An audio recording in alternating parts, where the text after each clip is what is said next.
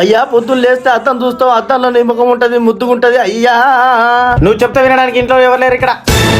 ఓర్ని అక్క ఎవడ్రావా? అయ్యా ఆకాశాలు చూస్తే బాధలుంటాయి, నన్ను చూస్తే నీ బాధలు పోతాయి. ఆహా 100 కొట్టు అయ్యా. నా కొడుకు గురించి చెప్ప. గట్టిన అయ్యా.